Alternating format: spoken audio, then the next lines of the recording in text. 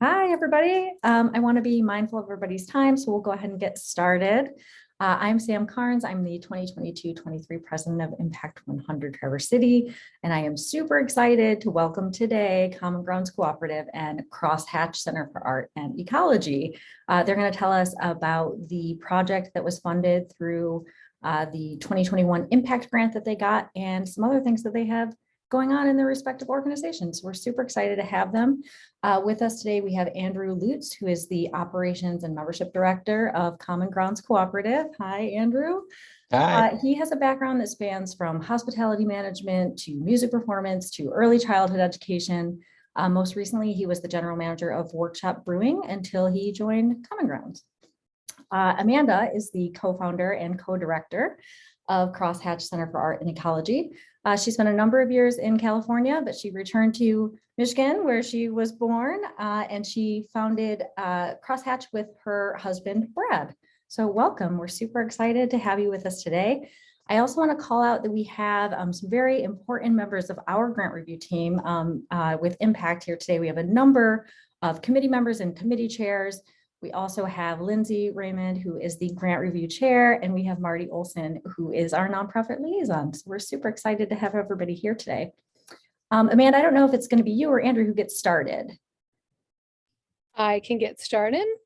I've got a little PowerPoint, little slide presentation. So I'll share my screen and get that started. And then Andrew and I will just go back and forth a little bit. I'm just going to do a really quick introduction of Crosshatch, and Andrew can then take over and talk a little bit about Commongrounds.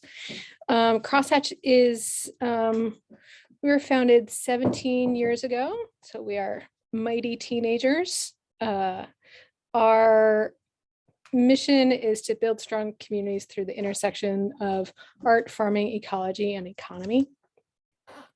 Really, our organization is built on these kind of this understanding that strong communities are resilient and sustainable, and so we take this kind of three-legged approach to our programming. So we think that strong communities are built on nature, culture, and economy, and what that looks like for us, we think that like every community is built on those three legs, and then how that looks in each community is a little bit different based on the specific community needs. So for us in the kind of nature category, we're really looking strongly at land stewardship, sustainable agriculture, and connection to land. So we have quite a bit of programming in that realm. We do run the Northern Michigan Small Farm Conference. This is some programming that we did on Providence Farm, which is up like Central Lake, Eastport area. We also really believe that a strong arts community is really important to local culture. We understand that art is made by artists, and so we do our best to support them in their work and try to bring really great art to rural communities who are traditionally underserved in that realm. Economy is the third leg, and there we go. Obviously, you know, economic development is important in any community. For us, what that looks like is workforce development, particularly in agriculture and the arts, through education, networking opportunities. We provide microloans to farmers who want to expand their food businesses to make a more sustainable local food economy. We provide emergency funding for artists, which we did. We distributed over $65,000 at the beginning of the pandemic for careers that were getting crushed.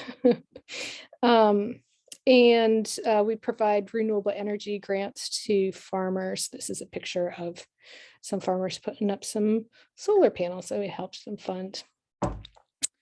So that's a very quick snapshot of Crosshatch. We've got a ton of programs, which you're welcome to explore at crosshatch.org or ask me any questions about Crosshatch. I'm always happy to talk about it. Anyway, this doing all of this work brought us to the foot of Common Grounds, and we're super excited to work on them with this project on 8th Street. Andrew, you can Yes. take over and just tell me when to advance the slide. Totally. Yeah, we are Commongrounds Cooperative. We are young. We were founded in 2018, but we're prolific. If you have driven down 8th Street recently, you might have caught a glimpse of the building that now occupies that space where that giant crane is, right on the corner of Boardman and 8th Street, adjacent to the Boardman River. We are a real estate nonprofit, and our mission is to develop real estate in our region that meets community needs. Our pilot project is at 414 East 8th Street, and the mission tenets for this particular piece of real estate are for us to incubate tenant organizations that are doing good works and making impacts in the areas of food, family, arts, and wellness, and co-locate that with workforce housing. We can move to the, and a little more on what we do. The power of Common Grounds as a concept and as a model is that we are powered by our community members. So when we first got together in 2018, we went out to the community and said, if we could change the landscape of our downtown through community-owned real estate development, what would we put in it? What would it look like? What would it do? How would it fit into our lives and make a meaningful impact? And the community spoke loud and clear that this is something that they wanted. And our first round of community investment crowdfunding raised $1.4 million, which we then used to leverage probably the most unique lending stack in North America, to the tune of almost $16 million. And we've just closed on our second investment crowdfunding campaign to the tune of almost $500,000.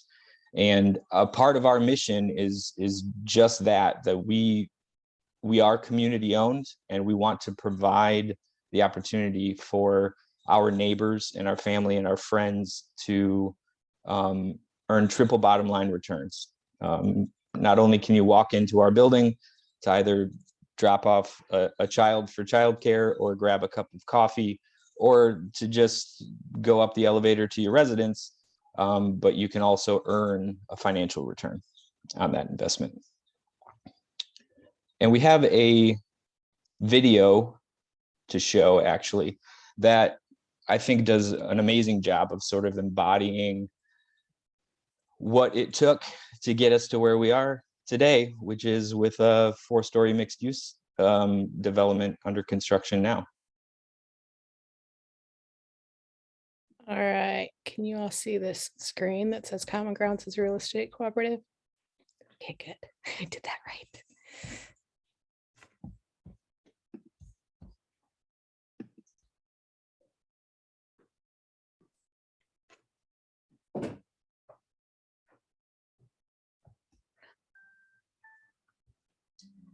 Well, first of all, this place is an idea that matters. It's super exciting. So we'll have a 4-story building that is owned by the community and funded in part by the community.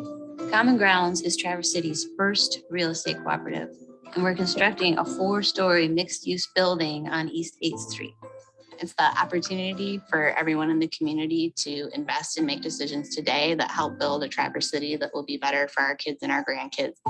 So when you walk into the building, it's a bright and open space, a space where people can be and connect to food, family, arts, and wellness.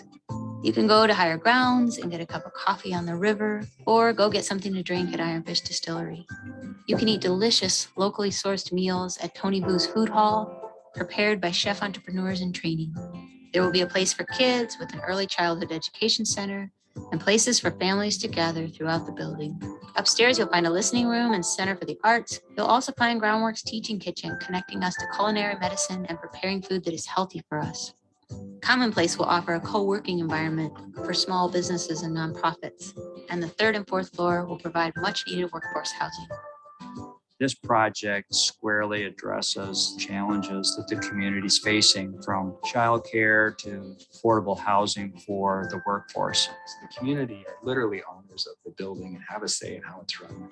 That to me is utterly transformative. The fact that it's not one person who's thinking about their bank account. I'm really excited to be partnering with Crosshatch to bring a listening room to Traverse City and to have the small, intimate venue that we've been longing for. We really thought about Commongrounds as a space where we can bring in different sectors of the community. The Groundwork is so excited to be bringing our office, our main headquarters, as well as a teaching kitchen, the region's first true teaching kitchen, to this community through Commongrounds. With all these different elements involved between, the food hall, Groundworks kitchen, the music venue, the food and beverage program with Iron Fish, you have all this in one space, and there's nothing like this anywhere in the state, if even the country. When you invest your money in Commongrounds, you earn not only a financial return, but a quality of life return for you, your family, your river, and your community. I think that it will provide timely momentum to the redevelopment of 8th Street as a health and wellness corridor. It's a real physical manifestation of the work that we've been doing for the past 14 years. This will be a place where connection happens. To grow as a chef. To experience the culture of Northern Michigan. A place for collaboration. To see excellent art. To listen and to be heard. Where everyone in the community can feel a sense of ownership. Where we want to be. This will be a place that makes this community even better than it already is. This project is this amazing group of passionate people all coming together and pouring their hearts into this new place. And so it's an offering to the community. And it's kind of a time now where we're asking the community, do you want this? And we're hoping that you say yes.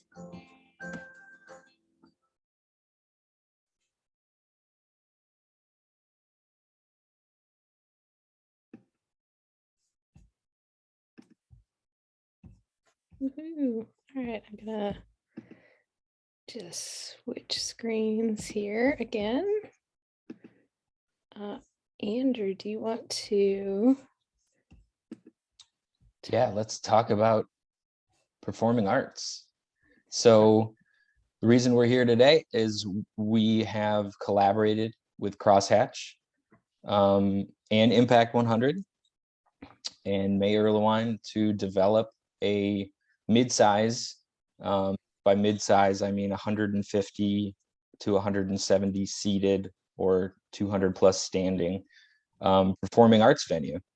And it is suspended in the air almost on the second floor of Commongrounds, connected to the main floor space on the second floor by a big open lobby. And when we approached this project, I came on the project in October of 2020, and I had all of this rich information from May and from Crosshatch and from community stakeholder organizations like Parallel 45, Traverse City Dance Project. And the need was so loud that there was nothing in our community as far as performing arts infrastructure in between the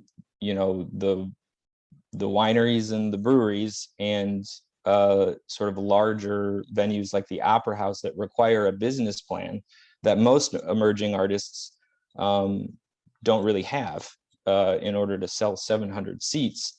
So the amount of square footage we could carve out of Commongrounds to meet this need was really perfect. And so my task was to start listening in on an even more granular level. And what we heard from these organizations, especially after sort of the arrival of the pandemic, was that there was this need for connectivity that only technology could solve. And that need was to take your art and to be able to connect audiences far away to it in real time as much as possible. And most of our venue space in the region had not, with us, aside from a few spaces sort of at Interlochen Arts me. We're not like really like focus engineered on that sort of robust technology to be able to produce live video and audio streams from the space.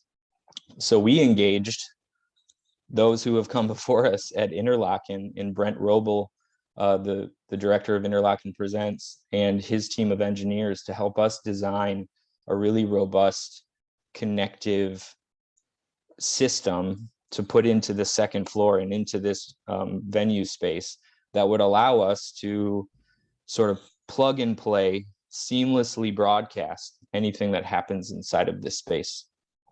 And it's one of the needs that was repeated from these stakeholder groups over and over and over again, that we're just so excited that Impact 100 helped us get there, to be able to ensure that that sort of connectivity and that technological capability was going to be there, ready to go inside this space. Here's a map of the division of our space. This is a second floor plan. So we just got used to orienting everything north and south. So on the top of this diagram would be 8th Street, and on the bottom of it would be the river. And this is on the second floor. So we have a large live room connected to a lobby that's at the top of a monumental stair, which I'm very excited to schedule a site visit for Impact 100, because this monumental staircase like takes your breath away. Those big steps are huge platforms that you can sit down on, plug in a laptop if you want, have coffee with a friend in the morning. Think like the bleachers at Little Fleet, but indoors and connecting this expansive ground floor cafe bar area up into the lobby of the second floor and all the co-working and the venue space. It's really, really cool. And then we have the control room, which is sort of our brain for all of our sort of technological capabilities. That'll be where an engineer can sit and monitor and live produce the video feed that would be, you know, like we're broadcasting live on Facebook today.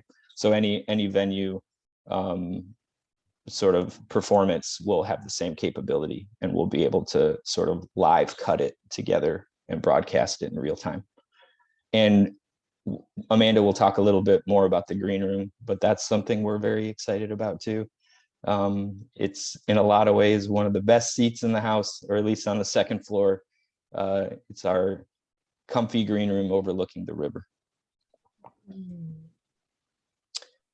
And our most recent development in developing this venue has been joining forces with a programming partner in Jeff Haas. Jeff Haas is a musician, and he has been doing work at the intersection of music and social work in the areas of youth safety through his founded nonprofit Building Bridges with Music for the last 30 years. And he and I began a conversation probably 9 months ago about how he was looking for the same thing that everybody else was in a venue space that was technologically capable of broadcasting live, that would really be intentional space for connection. And he was looking for that for his programming that he's been working on for decades.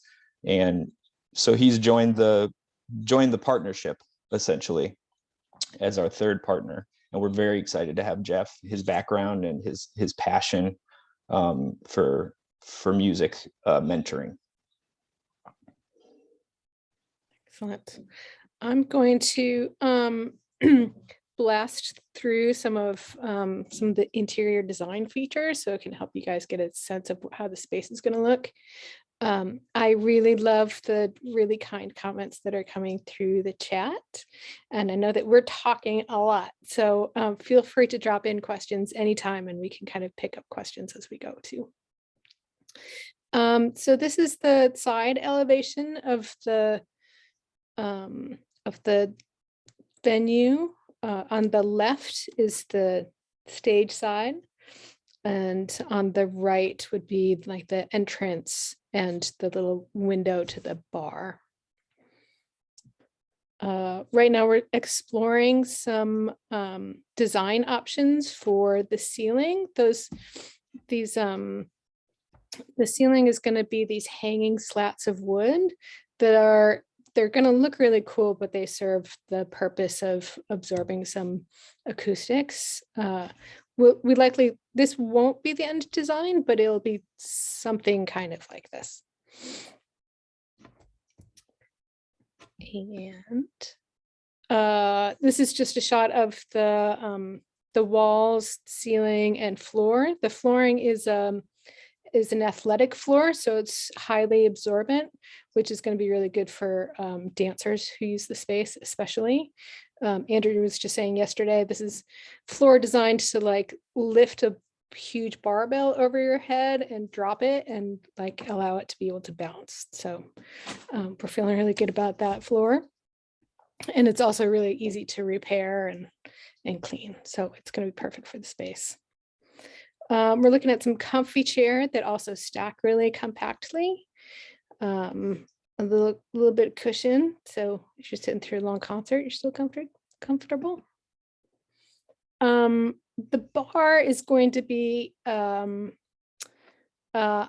keep thinking of the bar area as just like, it's just going to be like a little window in the wall. It's going to be mostly invisible, except for when it looks like a little fairy space where you can get a delicious little martini from Ironfish. Here is the green room, which I'm super excited about. These, as Andrew said, this bottom of the screen is the Boardman River. So you've got a huge window overlooking the Boardman River.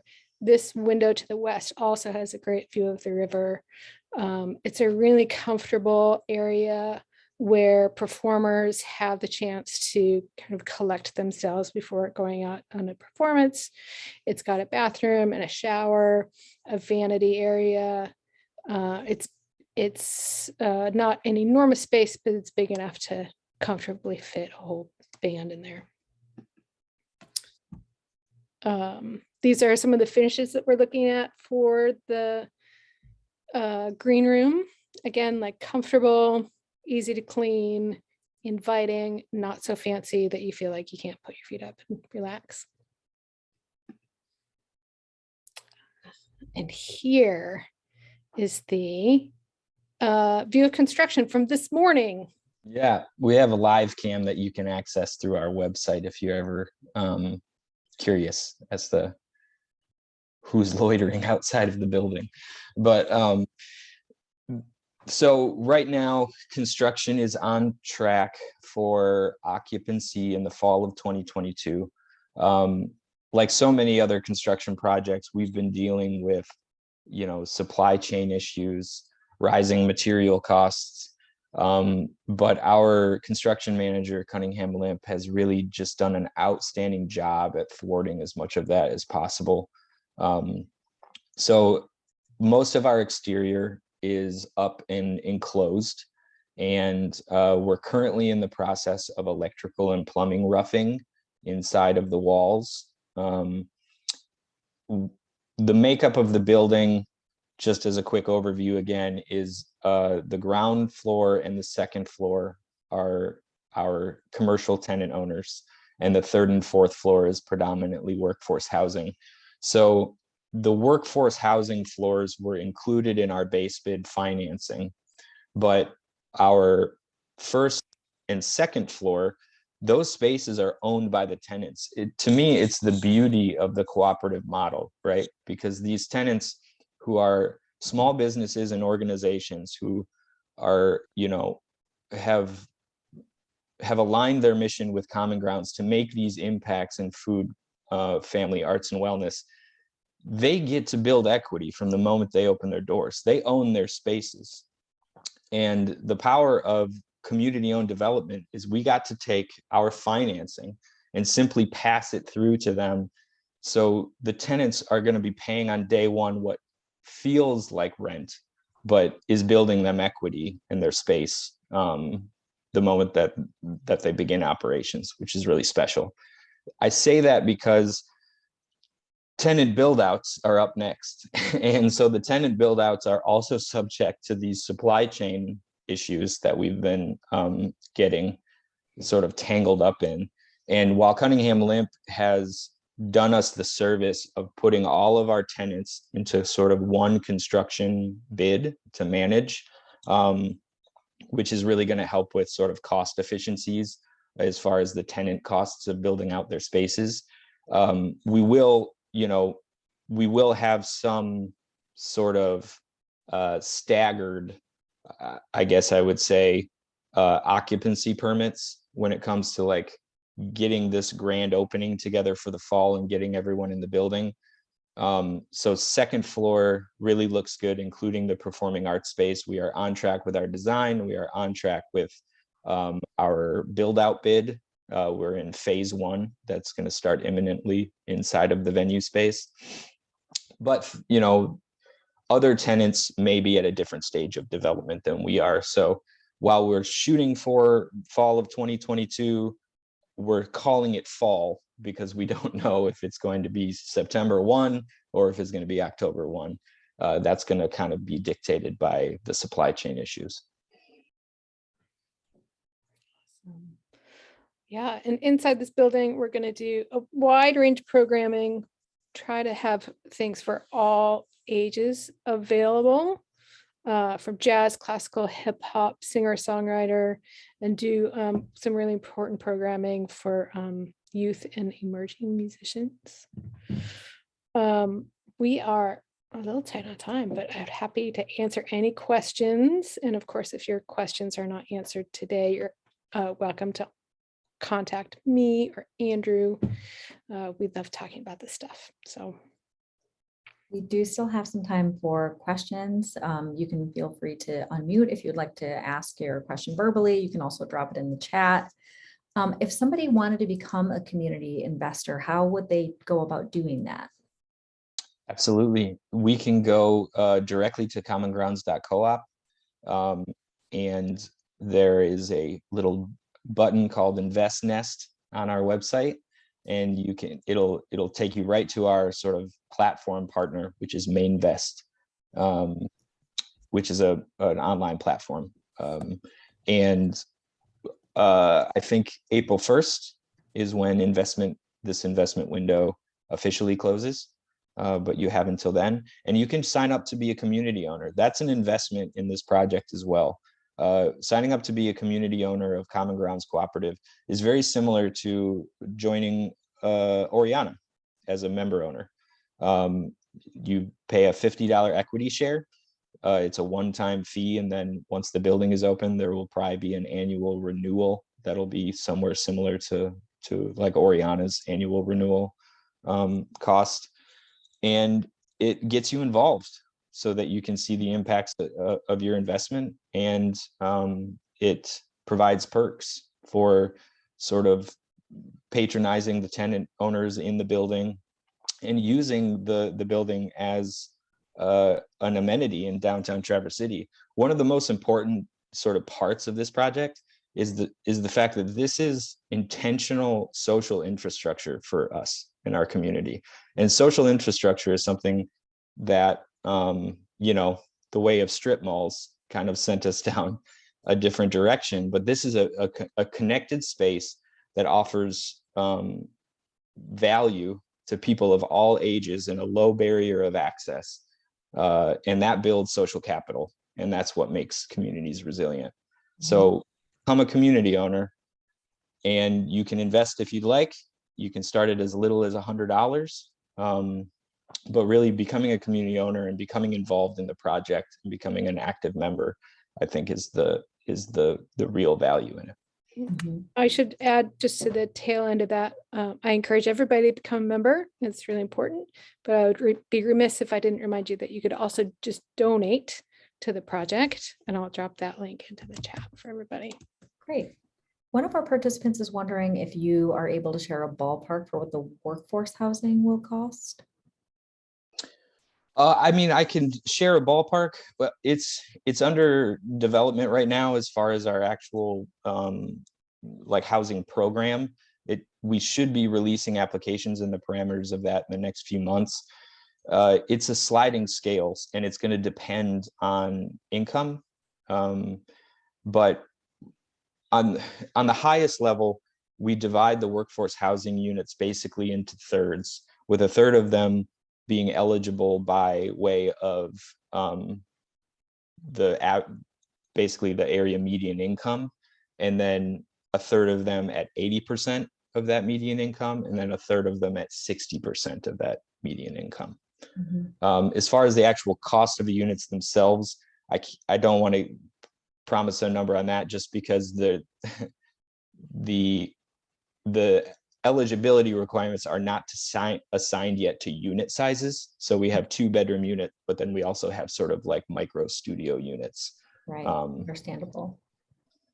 Another question in the chat is if there will be perks for owners and investors for the concert venue, similar to what Meyer Gardens does. There are, yeah, you can read on the main Vest site, you can actually read about the perks for the investment levels and what the performing arts venue offers inside of those perks. Do we have any other questions before we wrap up here? Thank you so much for joining us. The video just blew me away. And personally, I know Brent Roble, and you're so lucky to work with him. He's a fantastic guy. He's great. And I can't wait for this to open so that I can visit and see it in person. It looks fantastic. And well, let's not wait for it to open. Amanda and I want to send out maybe like a doodle or like a Google poll to see when you all would like to come, and we can give you a tour of the building so you can see it. It's the studs are in the walls and stuff like that. It's enough to really visualize the space and to feel the space. You can already feel the energy of it. So that would be it's excellent. a good time to go. Fun. Yeah. Yep. So I'll follow up with information about that, and just want to say thank you all so much for making this happen. We're so excited about it. Yes, thank you so much. Thanks for joining us, you guys. Have a great Friday and a wonderful weekend. You too.